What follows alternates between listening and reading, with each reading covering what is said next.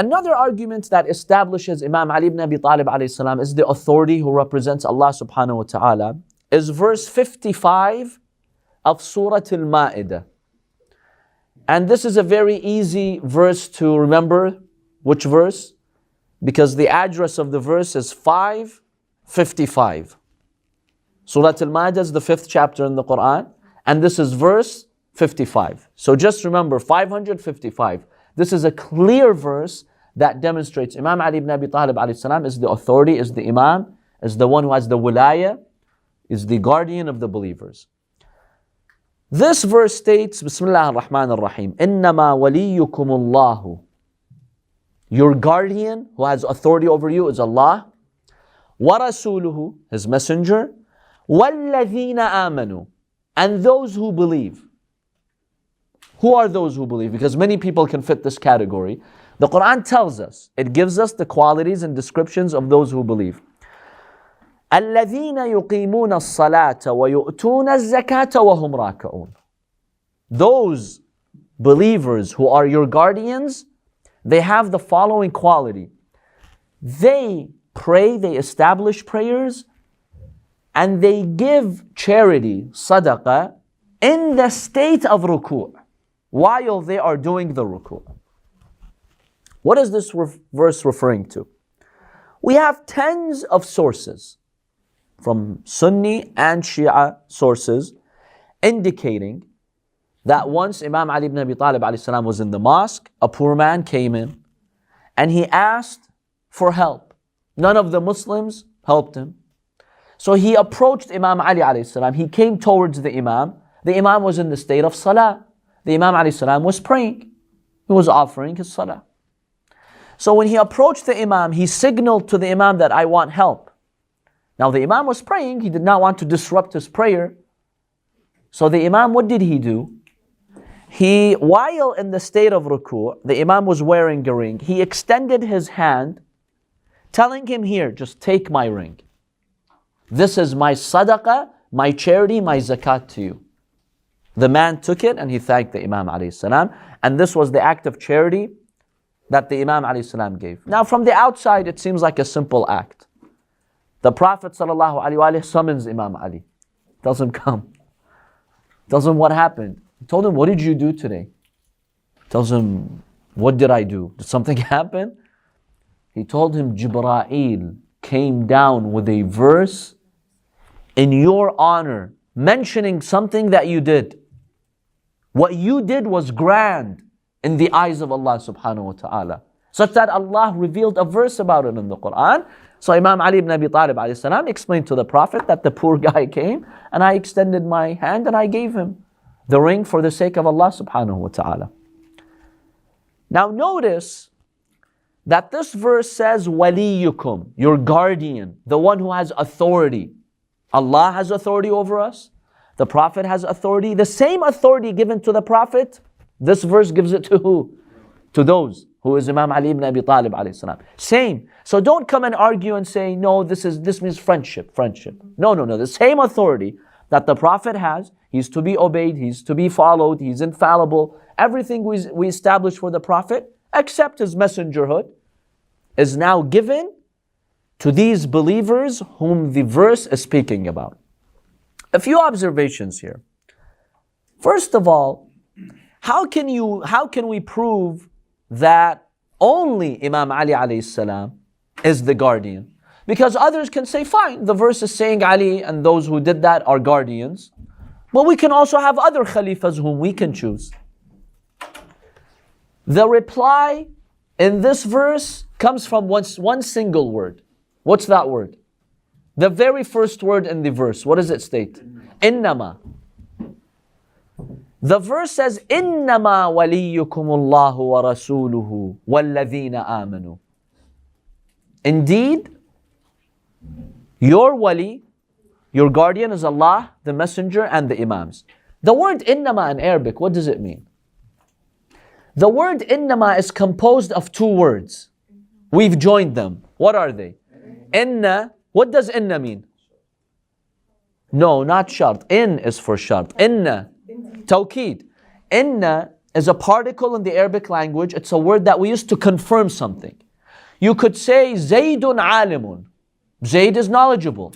But if you want to confirm with certainty, Zayd is indeed, he's definitely a scholar, you would say inna Zaydan alimun. That's the difference between them.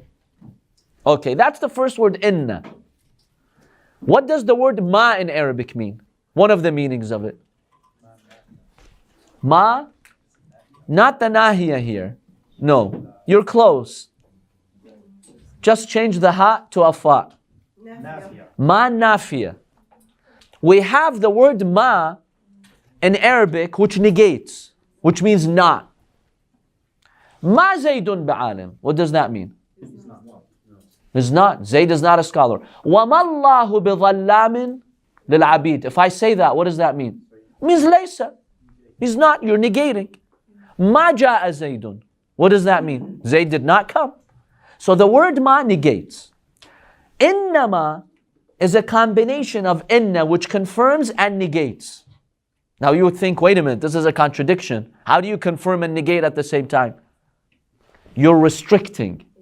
You're confirming something for a group and you're negating it from others. See, if we're talking about who's a scholar, X is a scholar, another person is a scholar, these 10 people we have doubts, are they scholars or not? And then you get the judge who issues the statement and he says, innama Zaydun alim. Zayd is the only scholar. Inna confirms that Zayd is the scholar. Ma is negating others. Others are not scholars. So inna is a restricting particle in the Arabic language that limits the law to a certain group and it negates it from others. It excludes others. So when you say innama Zaydun alim, that means only Zayd is alim. So to use a very simple English word to translate innama, we could say only. That's the meaning of innama. How does this verse start? Verse 55 of Surah Al-Ma'idah. Innama waliyukumullahu. That means what? Only Allah is your wali, and the messenger, and the believers, and we saw the tafsir of the verse is Imam Ali. So this verse actually is clear evidence that only Imam Ali is the wali, not others whom people have selected. This is clear from the Quran.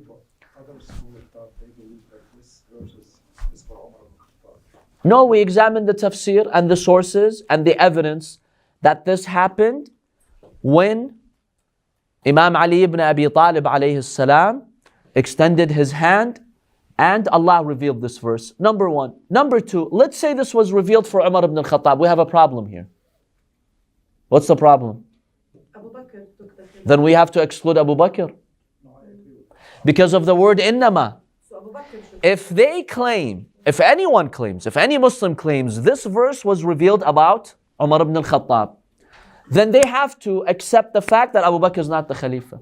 Because the verse is saying innama, only. So only Umar is the Khalifa. So how do you reconcile that with Abu Bakr being the Khalifa? So that is actually an argument that reveals this view is not acceptable. No, there is no evidence. Based on our research, there is absolutely no historical evidence, no sahih hadith that indicates this was revealed in honor of Umar ibn al-Khattab. No. And we have external qara'in, external proofs, which demonstrate this is not the case. So if they make that claim, tell them, what do you do with the word innama? What do you do with the word innama? Then you have to exclude Uthman, you have to exclude Abu Bakr and all the others. Whereas us, yeah, we do exclude them. We just say it's Ali ibn Abi Talib alayhi salam. He is the guardian at the time of the Prophet and after him. Okay. So that's the first observation. Keep the word innama. It restricts imama only to that group. The second observation here, why did the verse use the plural form? Alladhina amanu, those who believe and they give their charity in the state of ruku'. If it was just Imam Ali alayhi salam, it should have been singular. Why does the verse use the plural form? So some have used this as an objection. Why do you restrict this to Imam Ali alayhi salam when in fact he was just only one person and this happened? Okay, we'll get to that. That's the second answer. The first answer It is very common in the Holy Quran, when the Quran wants to make an act significant and important, it uses the plural.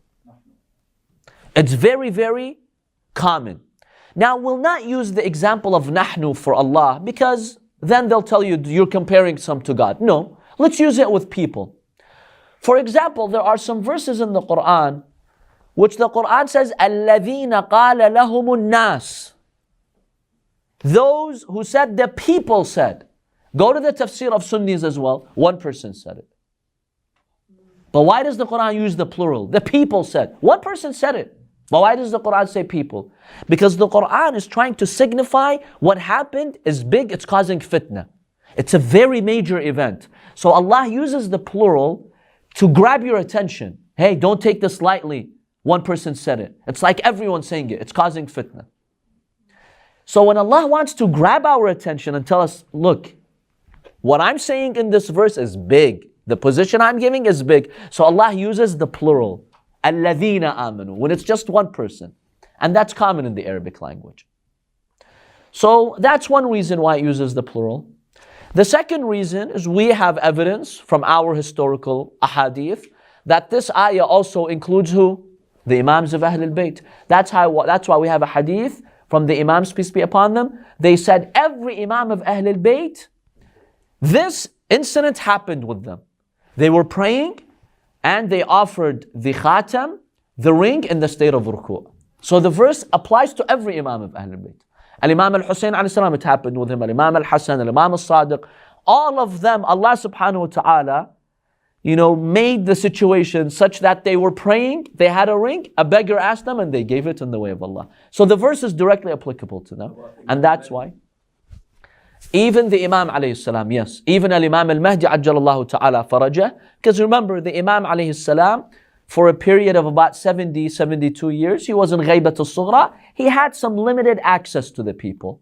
Then he went in full occultation. So we don't have a date of when these happened, but we trust the hadith of Imam al-Sadiq alayhi salam that says this happened for all of us, the Imams of Ahlul Bayt. All of them, they donated the ring in the state of ruku'. So these are two answers to this objection. Another objection that we find, and this is very common today, go on social media and you see other sects talking about this hadith. They use this hadith in order to object to Imam Ali alayhi salam. And their argument is, Imam Ali alayhi salam was not concentrating in his salah. Are you praying to God, or you're seeing what's going on in the masjid and you're giving the ring to the poor? So, this hadith, if you guys want to apply it to Imam Ali, then you're stuck in a situation which shows Ali ibn Abi Talib alayhi salam wasn't focused in prayer. And how do you guys, we the Shia, how do we narrate that the Imam in one of the battles, there was an arrow in his feet? And then Imam al-Hassan alayhi salam said, I have an idea, because it was so painful to take out the arrow from the feet. The Imam was in excruciating pain. Imam al-Hassan said, wait till he prays. When the Imam stood to pray, they took it out and he didn't feel it. That's how focused he was on his prayer. So they're saying, look, that's the image you guys have of Imam Ali. And they accept that. Yes, Imam Ali was a worshipper. So how do you apply this to him? This is not Ali ibn Abi Talib. He's distracted and he's hearing what the poor guy is saying and he's extending his arm. We respond to this argument by mentioning 2 points. First of all, let's assume the Imam was not even concentrating. Is the Quran praising him or is the Quran attacking him? Subhanallah. The Quran is praising him. I don't care what the Imam was thinking. If Allah loved that act and He found it worthy to mention in the Quran, I accept it wholeheartedly. Inshallah, Imam Ali was not even praying. Did Allah praise him or did He not praise him? That's enough for me. That's enough for me that God praised him for this. Even if you say he was distracted and he was not concentrating. If Allah accepted that act of worship, that's the most beautiful act of worship. So this is a very silly objection. Allah accepted it. That's the first response over here. The second response is that, see, the Imams of Ahlul Bayt, peace be upon them, when they would pray, it's not like, God forbid, you become blind and deaf, you don't know what's going on around you. No. Your focus is on Allah subhanahu wa ta'ala. But if there's something around you that calls for attention, like a poor man begging, one of the obligations of a mu'min is not just to pray. Allah also says, take care of the poor. So if the imam hears there's someone who's begging, it is the imam's responsibility to see if he can help, even if he's praying. Because praying is ibadah, zakat is ibadah too. That's why many times the Quran mentions salah and then zakat. So the imam, he was in God's obedience if he allowed himself to focus on what's going on, to see how he can help the poor. That was in God's obedience actually. This was not something that contradicts salah.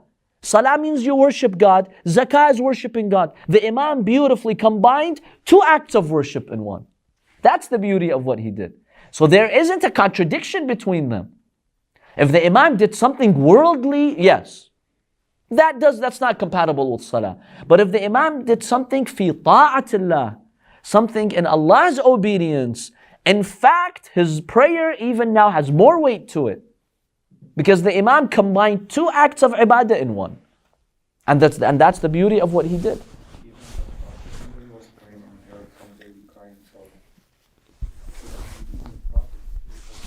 And we also have examples from the Prophet ﷺ in which sometimes even a child, we have Sunni hadiths that a child would come to the masjid of the Prophet, and the Sunni sources, they mention a girl came from one of the relatives of the Prophet. She came and she was crying, and the Prophet was praying, and he picked her up. He picked her up in his salah because the child was crying, and the Prophet, didn't have the heart to see the child cry that way. So this also happened with Rasulullah sallallahu alaihi wasallam. This is not a valid objection, really. The third response over here is the Imams of Ahlul Bayt and their prayers, they also had fluctuations. Sometimes you may be praying in the middle of the night, Salatul Layl. You have a different spiritual experience. Sometimes you're praying publicly in the masjid, a nafila. Yes, you may not. Yeah, the Imam alayhi salam, it seems from the qara'in, from the external factors, that the Imam was praying nafila. He wasn't praying the salat that's wajib. And it's not expected that the Imams in all their nafilas, they're at one state. No. Sometimes different eras, different times of day, different settings, you'll have different levels of concentration and focus. And this is something that's very normal. This is something all believers go through. So this is not a valid objection. But we go back to the first point. In the end, whatever the Imam did, Allah subhanahu wa ta'ala accepted it. Allah subhanahu wa ta'ala praised him for that. And that's enough for us to show that this was in fact a very important act. So this is one proof that we can use from the Holy Quran that demonstrates the guardian, the wali, the khalifa, the imam after the Prophet ﷺ is Imam Ali ibn Abi Talib alayhi salam.